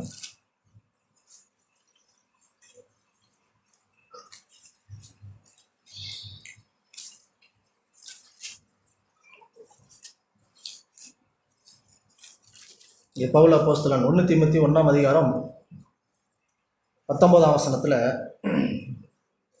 பக்கம் 286, இந்த நல் மனசாட்சியை சிலர் தள்ளிவிட்டு விசுவாசமாகிய கப்பலை சேதப்படுத்தினார்கள். நமக்கு ஒரு நல்ல ஒரு மனசாட்சி, தேவன் தங்கி இருக்கிற ஒரு மனசாட்சி அப்படி இல்லைன்னா நிச்சயமா இந்த விசுவாசமாகிய கப்பலை தேவன் கொடுத்த பெரிய ஒரு மகா பெரிதான விசுவாசம் நமக்கு கொடுக்கப்பட்டிருக்கு, அதை நாம் சேதப்படுத்தி விட்டுடுவோம். அது சேதப்படுத்துறது நமக்கு இப்போ தெரியாது. கப்பலில் ஒரு ஓட்டை விழுந்தா எப்போ தெரியும், தண்ணி ஃபுல்லாக முழுகின பிறகு தான் அது முழுகடிக்க தெரியும். ஒரு நல் மனசாட்சி, இங்கே பேதுருக்கு ஒரு நல் மனசாட்சி எப்படி பெற்றுக்கொண்டார்னா, பரிசுத்த ஆவியினால் அவர் வந்தபொழுது அவர் கிறிஸ்து இயேசுவுடனே இருந்ததை விட, இயேசு கூட இருந்து நடந்ததை விட, பரிசுத்த ஆவியினால் நடக்கும்போது இயேசு இல்லை பக்கத்தில், ஆனாலும் அவரை எப்படி அவர் காண்பித்தார் அப்படிங்கிறதுக்கு அவர் சாட்சி. நாமும் அப்படி அவரை காண்பிக்கும்படிக்கு, ஒரு நல்ல வாழ்க்கையை வாழும்படிக்கு, பிறருக்கு நம்மை காண்பிக்கும்படிக்கு, கிறிஸ்து நம்மிலே பிறக்கும்படிக்கு, இயேசு இருந்தால் இப்படி இருப்பார் என்று நாம் காண்பிக்கும்படிக்கு அநேக வாய்ப்புகளை ஆண்டவர் தருகிறார். ஆனால் அதை நாம் தவற விடுகிறோம்.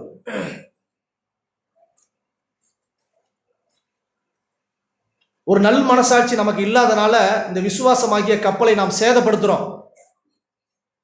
நாம் இனி ஒருபோதும் அப்படி சேதப்படுத்தாதபடிக்கு, நம்முடைய நல் மனசாட்சியை காத்து கொள்ளும்படிக்கு, எப்போ யோசேப்பு மரியாளை சேர்த்து கொண்ட அப்படி அந்த நீதிமானாய் இருந்தது போல ஆண்டவர் பேசுகிறதை நான் அல்ல தட்டாமல் அவர் நம்மை உயர்த்தும்படிக்கு அவருடைய கையிலே அப்படி அடங்கி இருக்கணும்னு ஆண்டவர் விரும்புகிறார். அதிலே 3ஆம் அதிகாரத்தில் ஒரு வார்த்தை இருக்கு, 9ஆம் வசனத்தில், விசுவாசத்தின் ரகசியத்தை சுத்த மனசாட்சியிலாலே காத்துக்கொள்ளுவர்களாக இருக்க வேண்டும் பவுல் அப்போஸ்தலன் சொல்கிறார். ஒரு சுத்த மனசாட்சி நமக்கு இருக்கணும். அந்த சுத்த மனசாட்சி நான் சரியா இருக்கிறேன் அப்படிங்கிறது சுத்த மனசாட்சி இல்லை, நான் இப்படிதான் இருக்கிறேன்னு போறதுதான் சுத்த மனசாட்சி. பேதுரு இப்படி வாழ்ந்தது, இப்படி ஒரு பகிரங்கமாய் தைரியமாய் எல்லாரையும் எதிர்த்துன்னு ஒரு காரியத்தை பேசுகிறார் அப்படின்னா, அவர் மாம்சத்தில் இருந்த நாட்களை எதையுமே மறைக்கல, ஆண்டவர்கிட்ட இருந்ததை அப்படியே கொடுத்தார். அதனால்தான் பேதுரு அவரை சந்தித்து அவரை நான் உயிரோடு இருக்கிறேன்னு நம்பிக்கை அவர் சொல்லுங்க. அவன் மனசுல ஒரு போராட்டம் இருக்கு, ஒரு மனசாட்சி அவனுக்கு அடிக்கப்படுது. எப்படி சவுலின் தொங்கலை அறுத்த போது தாவீதுக்கு எப்படி அடிச்சு விட்டதோ, கொலை செய்ய வாய்ப்பு, ஆனாலும் அந்த தொங்கலை அறுக்கும் போது, அந்த சால்வையை அறுக்கும் பொழுது அவருக்கு ஒரு அடித்துக் கொள்கிற ஒரு துடிக்கக்கூடிய ஒரு மனசாட்சி. தேவன் தான் இதை நமக்கு தரணும். ஏதோ நான் பத்திரமா இருக்கிறேன், இந்த கிறிஸ்தவ வாழ்க்கை என்னுடைய பலத்தினால் ஒன்று வாழ்ந்துருவேன், ஏதோ நான் கேட்குறேன் அது என்னை ரட்சித்துரும், நல்ல சபையில் இருக்கிறேன், நல்ல சுவிசேஷத்தை கேட்குறேன் அது என்னை ரட்சித்துரும், நிச்சயமாக இருக்காது. நாம் விசுவாசிக்கலைன்னா அந்த வாழ்க்கையை விட்டுடுவோம். விசுவாசித்து கீழ்ப்படிந்து பரிசுத்த ஆவி எனக்கு தாங்க ஆண்டவரே, உம்முடைய பலத்தினால் நான் அந்த வாழ்க்கையை வாழ்ந்து நான் உம்மை மகிமைப்படுத்த விரும்புகிறேன்னு வந்தாதான், அவர்கள் தான் நம்முடைய கவலை எல்லாவற்றையும் விசாரிக்கிற ஒரு தகப்பன் இருக்கிறாருன்னு அறிந்து கொள்ள முடியும். இல்லைன்னா இந்த காரியத்தை தேவன் சந்திப்பாரான்னு ஒரு கேள்வியோடையே கடந்து போயிட்டே இருப்போம். இல்லைன்னா அந்த காரியத்தை நாம் தாண்டி போகும்படிக்கு மனுஷர்களையும் பணத்தையும் சார்ந்து கொண்டே வாழ்வோம். இல்லை, சுத்த மனசாட்சியோடு அந்த விசுவாசமாகிய கப்பலை நாம் சேதப்படுத்தாதபடிக்கு தெய்வ பயத்தோடு ஆண்டவர் தொடர்ந்து நடக்கும்படிக்கு தேவன் நமக்கு கிருபையாய் பேசுகிறார். சபையிலே தைரியமாய் நாம் இருக்கும்படிக்கு, அவருக்கென்று சாட்சியாய் நாம் வாழும்படிக்கு, நான் செய்வேன் என்று சொன்னதை நான் நம்பும்படிக்கு, சொந்த குமாரனே தந்து இவ்வளவாய் என்னிடத்தில் அன்பு கூர்ந்த என் தகப்பன் எல்லாவற்றையும் பார்த்து கொள்வார், அது நிச்சயமா இருக்கு அப்படின்னு சொன்னது போல ஆண்டவர் தொடர்ந்து நம்மை பொறுப்படுத்துவார். நம்முடைய ஒரு இளைப்பாறுதலான வாழ்க்கைக்கு ஆண்டவர் நம்மை திருப்பி இருக்கிறார். அதை அனுபவிக்கணும் அப்படிங்கிறது ஆண்டவருடைய விருப்பமே. தவிக்கக்கூடாது. பதறாத மனமும் சிதறாத வாழ்வும் பரிசாக தேவன் நமக்கு அளித்திருக்கிறார். அப்பா பிதாவே என்று கூப்பிட பண்ணுகிற புத்திர சுவீகாரத்தின் ஆவியை நமக்கு தந்திருக்கிறார். நாம் ஒருபோதும் கலங்காதபடிக்கு, திகையாதபடிக்கு இது எல்லாத்தையும் அப்படி அப்போஸ்தலனாகிய தீமோத்தேயுக்கு ஆண்டவர் பவுல், அப்படி உடன் ஊழியனாக இருக்கிற பவுல் புத்தி சொல்லி தைரியமாய் நீ இரு. அவர் சொல்ற புத்தி, நீ தைரியமாய் ஆண்டவர்கிட்ட வா, நீ செழிப்பா இருப்பன்ல, நீ தீங்கு அனுபவி. நமக்கு ஒரு தகப்பன் இருக்கிறார், அவர் ஏற்ற காலத்திலே உன்னை உயர்த்துவார். உன்னுடைய சுத்த மனசாட்சியை நான் பார்க்கிறேன், மாயமில்லாத விசுவாசத்தை நான் பார்க்கிறேன். நீ தைரியமாயிரு, நான் நடந்தது போல நீனு நட, மாதிரியாயிரு. உன்னுடைய இளமையை குறித்து ஒருவனும் அசட்டை பண்ணாதபடிக்கு தைரியமாய் கிறிஸ்துக்காய் நீ நில்லு. நல்ல போராட்டத்தை போராடு. விசுவாசத்தை மாத்திரம் நீ காத்துக்கொள்ள உன்னால் முடிஞ்ச வரைக்கும் நீ டெடிகேட் பண்ணு, அர்ப்பணி. யோசேப்பு அப்படி காத்து கொண்டது போல ஏற்ற வேளையிலே ஆண்டவர் இயேசு வந்து பிறந்தார். எல்லாவற்றையும் அவருடைய இம்மானுவேல் என்று நம்மை ஆசீர்வதிக்கும்படிக்கு தேவன் அப்படி விசுவாச வாழ்க்கையை நமக்கும் தந்து தொடர்ந்து அவர் என்ன விருப்பமாக இருக்கிறாரோ அந்த கானான் தேசத்திலே நம்மை போய் நிறுத்த, நம்முடைய அழுகை எல்லாம் துடைக்க வந்த கிறிஸ்து நம்மை ஜெயமாக்க, யார் என்னை விடுவிப்பாங்கிறது என்னுடைய ஜெயத்தை, நான் உன்னை எல்லா முத்திரைகளையும் உடைத்து உன்னை ஜெயமாக்க நான் வல்லவராக இருக்கிறேன், நீ அழ வேண்டாம் என்று சொன்ன அந்த யூதா கோத்திரத்து சிங்கம், அந்த தாவீதின் வேறு என்னுடைய தகப்பனாக இருக்கிறாரே, அதற்காக நான் ஆண்டவருக்கு நன்றி சொல்றேன். ஆமென். கர்த்தருடைய நாம ஸ்தோத்திரம். மறுபடியும் உங்கள் எல்லாரையும் பார்த்ததில் எனக்கு ரொம்பவே சந்தோஷமாக இருக்குது. கடவுள் எனக்கு செஞ்ச நன்மைகள் நிறைய இருக்குது. அதில் இன்றைக்கி ஒரு நாள் பத்தாவது சொல்கிறதுக்கு ஷார்ட்டாக சொல்கிறேன். எனக்கு உடம்பு சரியாமல் போச்சு. வீட்டில் உடம்பு சரியாமல் போனேன்னா நான் நாகப்பட்டினம் ஹாஸ்பிட்டலுக்கு போனோம். அங்கே போயிட்டு செக் பண்ணதில் ப்ளட்டு இல்லை, பையன் ரொம்பவே இதாக இருக்கான், அதனால் ஒன்றுமே பண்ண முடியாது அப்படின்னு சொல்லிட்டு பெட்டில் அட்மிஷன் போட்டாச்சு. நாங்கள் பெட்டில் அட்மிஷன் ஆகியிருக்கோம். அட்மிஷன் ஆகியிருக்கிறப்ப நர்ஸ்லாம் வந்து பார்த்துட்டு யாருமே எதுவுமே கண்டுக்கலை, எதுவுமே சொல்லலை. எல்லாருமே பார்த்துட்டு டாக்டரும் வந்து பார்த்தாங்க, அவ்வளோதான், ஒன்றுமே பண்ண முடியாது, நீங்கள் வீட்டுக்கு அழைச்சிட்டு போயிடுங்க அப்படின்னு சொல்லிட்டாங்க. சொன்னோன்னே அம்மா ரொம்பவே எழ ஆரம்பிச்சிட்டாங்க. நாங்களும் பெட்டில் தான் அட்மிஷன் ஆகியிருக்கோம். நைட்டு 11 மணி இருக்கும். 11 மணி இருக்கும். நானும் பெட்டில் படுத்திருக்கேன். ஹார்ட்டெல்லாம் ஸ்லோவாக துடிக்க ஆரம்பிச்சிருச்சு, மூச்சு பேச்சு இல்லாமல். நான் அப்படியே படுத்து, ஆனால் நான் நார்மலாக தான் இருக்கேன். வெளில பார்க்குறவங்களுக்கு நான் இறந்துட்டா மாதிரி ஒரு ஃபீல் ஆகுது. நான் இறந்துட்டேன்னு சொல்லிட்டு எல்லாரும் அழுகிறாங்க. எழுப்பி பார்த்துட்டு எல்லாமே கம்மியாக இருக்குது, எல்லாம் போயிடுச்சு, அவ்வளோதான் அப்படின்னு சொல்லிட்டு எல்லாருமே அழ ஆரம்பிச்சிட்டாங்க. அப்போ அம்மா ரொம்பவே அழ ஆரம்பிச்சோன்னே வீட்டுக்கு அழைச்சிட்டு போயிடலான்னு சொல்லிட்டு யோசிக்கிறப்ப பக்கத்தில் என் பெட்டில் ஒரு பிரதர் இருந்தாங்க. அவங்க, அழாதம்மா, நம்ம ஜெபம் பண்ணலாம், கடவுள் பார்த்துப்பாங்க அப்படின்னு சொல்லிட்டு எல்லாரும் சேர்ந்து, அங்கே இருந்தவங்க எல்லாருமே சேர்ந்து எனக்காக ஜெபம் பண்ண ஆரம்பிச்சிட்டாங்க. ஜெபம் பண்ண ஆரம்பித்து ஒரு 5 செகண்டில் நான் எப்படி படுத்திருந்தேனோ அதேமாரியே திருப்பி எழுந்திரிச்சு. ஆனால் எனக்கு தெரியலை, நான் நார்மலாக தான் இருக்கேன். வெளில பார்க்குறவங்களுக்கு இறந்த மாதிரி இருக்குது, நான் நார்மலாக தான் இருக்கேன். அப்படியே என்ன ஆச்சுமா அப்படின்னு சொல்லிட்டு கேட்குறப்ப ஒன்றும் இல்லைப்பா அப்படின்னு சொல்லிட்டாங்க. எந்த டாக்டரும் பார்க்க முடியாதுன்னு சொல்லிட்டு போனவங்க திடீர்னு நைட்டு 12 மணி இருக்கும். 1 மணி நேரத்துக்குள்ளே அந்த டைமில் ஏதாவது எமர்ஜென்சியாக தான் டாக்டர் வருவாங்க. அந்த டைமில் எந்த டாக்டரும் வர மாட்டாங்க, நர்ஸு மட்டும்தான் இருப்பாங்க. திடீர்னு ஒரு டாக்டர் வந்து உள்ளார வந்து அத்தனை பேர் இருந்தாங்க. அத்தனை பேரையும் பார்க்காம என்ன மட்டும் வந்து பையனுக்கு என்னம்மா செய்யுதுன்னு அவங்க கேட்டாங்க. இந்த மாதிரி நடந்ததெல்லாம் சொல்கிறப்ப, எப்படி நீங்கள் ஒரு நாள் ஃபுல்லுக்கும் போட்டு வைக்கலாம், ப்ளட்டு இல்லை கம்மி, ரொம்பவே கம்மியாக இருக்குது, உனக்கு ப்ளட்டு போட வேண்டியதான நர்ஸுக்கிட்ட கேட்டப்ப அவங்க சொன்னாங்க, ப்ளட்டு இங்கே ஸ்டாக் இல்லை, அதனால தான் போட முடியலை அப்படின்னு சொல்லிட்டாங்க. பிளட் இல்லைனா நீங்கள் பக்கத்தில் லேப்லேருந்து கடை வாங்க வேண்டியது தானே அப்படின்னு சொல்லிட்டு அவங்களுக்கும் டாக்டர் எல்லா டாக்டரும் வந்து பார்த்துட்டு போயிட்டாங்க. ஆனால் அவங்க மட்டும் ரொம்பவே கோவமாக நர்ஸை திட்ட ஆரம்பிச்சிட்டாங்க. அது எப்படி நடந்துச்சு என்னன்னு எனக்கு தெரியல. ரொம்பவே அவங்கள திட்ட ஆரம்பிச்சிட்டாங்க. நீ எப்படி போட்டு வைக்கலாம், பக்கத்து லேப்லேருந்து கடன் வாங்க, கடன் வாங்கி அவனுக்கு போடுங்க அப்படின்னு சொல்லிட்டு ரொம்பவே கோவமாக பேசிட்டு போயிட்டாங்க. பக்கத்து லேப்லேருந்து கடன் வாங்கி பிளட்டு எல்லாம் போட்டு வச்சுட்டாங்க. இப்படியே வச்சுருக்க முடியாது, நீங்கள் ஒன்று சென்னை கூட்டிகிட்டு போங்க, இல்லைனா சென்னை கூட்டிகிட்டு போங்க, இல்லைனா ஜிப்மர் கூட்டிகிட்டு போங்க அப்படின்னு சொல்லிட்டாங்க.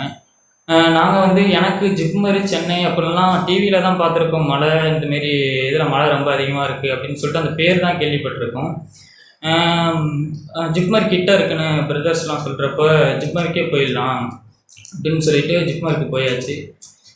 ஜிப்மருக்கு போயிட்டு அப்புறம் அங்கே ஸ்பெஷல் வார்டில் அட்மிஷன் ஆகிட்டு செக் பண்ணி பார்த்தாங்க. செக் பண்ணி பார்த்ததில் எனக்கு ப்ளட் கேன்சரு அப்படின்னு சொல்லிட்டாங்க. ப்ளட் கேன்சரு, நீங்கள் இங்கே 6 மாதம் இங்கே தான் இருக்கணும், பெட்டில் இருந்துட்டு ட்ரீட்மெண்ட் பார்க்கணும் அப்படின்னு சொல்லிட்டாங்க. அங்கே வந்து ட்ரீட்மெண்ட் பார்க்குறப்ப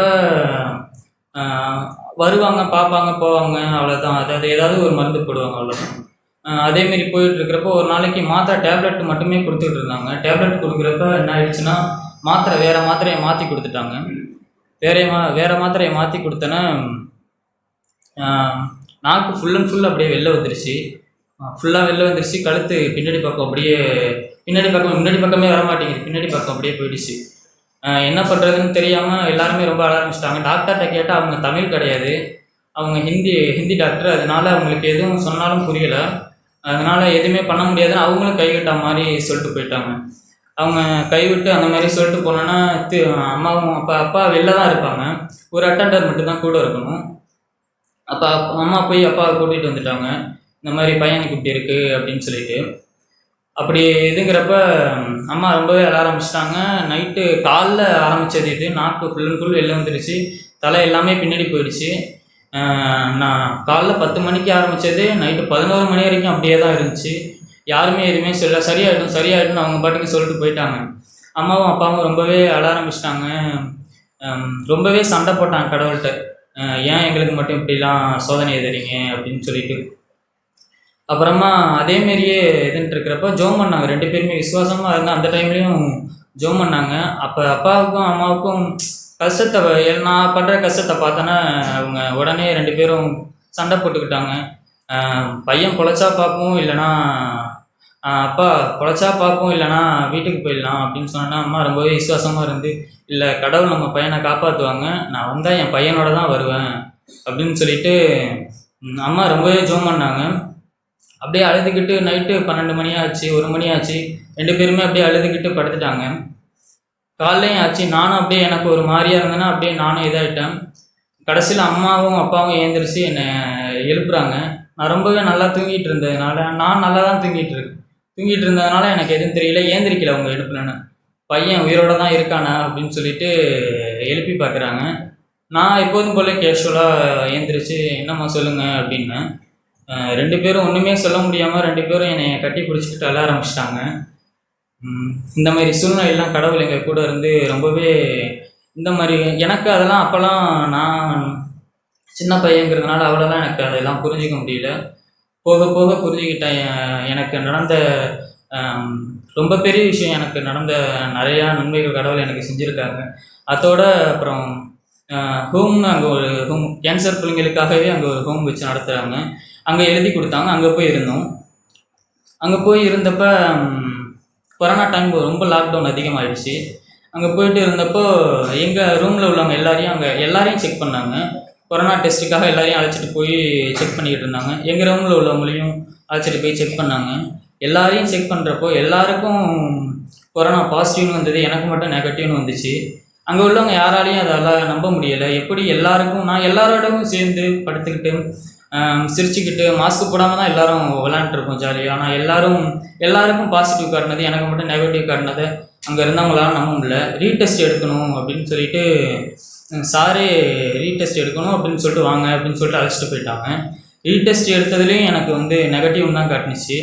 அங்கே உள்ளவங்களால எப்படி இவனுக்கு மட்டும் எதுவுமே ஆகாமல் இருக்குது, அங்கே உள்ள எல்லாருக்குமே நெகட்டிவ் தான் காட்டுனுச்சு, எனக்கு மட்டும் பாசிட்டிவ் தான் காட்டுனுச்சு. அங்கே உள்ள எல்லாருக்குமே எனக்கு மட்டும்தான் நெகட்டிவ் காட்டுனுச்சு.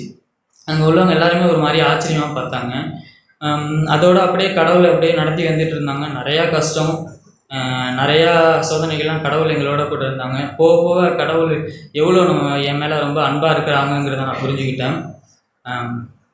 அதோடு அப்படியே போயிட்டுருக்கிறப்ப சில பேர் ட்ரீட்மெண்ட் போயிட்டுருக்கிறப்பே இறந்துருவாங்க, சில பேர் மாத்திரை போயிட்டுருக்கிறப்ப இறந்துருவாங்க, சில பேர் மாத்திரை முடிஞ்சனே இறந்துருவாங்க. ஏன்னா இந்த கேன்சருங்கிற பிரச்சனை வந்து ரொம்ப பெரிய விஷயமா இருக்கிறதுனால எல்லாருமே இறந்துருவாங்க. ஆனால் அந்த இதில் என்னோட இருந்த இப்போ வரைக்கும் என்னோட இருந்த எல்லா பசங்களும் இறந்துட்டாங்க. அந்த இதில் இருந்த நான் மட்டும், எனக்கு மட்டும் இது வரைக்கும் எதுவுமே ஆகலை. எனக்கு எல்லாமே முடிஞ்சிருச்சு. இது வரைக்கும் எனக்கு எதுவுமே ஆகலை. கடவுள் என்னை ரொம்பவே அதிசயமாக பாதுகாத்துட்டு வராங்க. இதிலேருந்து நான் என்ன சொல்ல வரேன்னா, கடவுளை எந்த சூழ்நிலையிலும் விசுவாசிக்கணும். கடவுளை நம்புங்க. கடவுள் எப்போதுமே நம்மளை கைவிட மாட்டாங்க. ஒரு வசனம் 2 கொரிந்தியர்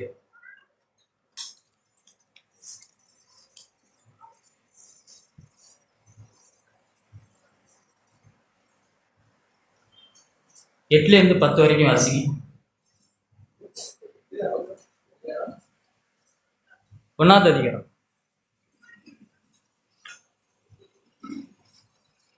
சகோதரர்களே, ஆசியாவில் எங்களுக்கு நேரிட்ட சுதந்திரத்தை நீங்கள் அறியாதிருக்க எங்களுக்கு மனதில்லை.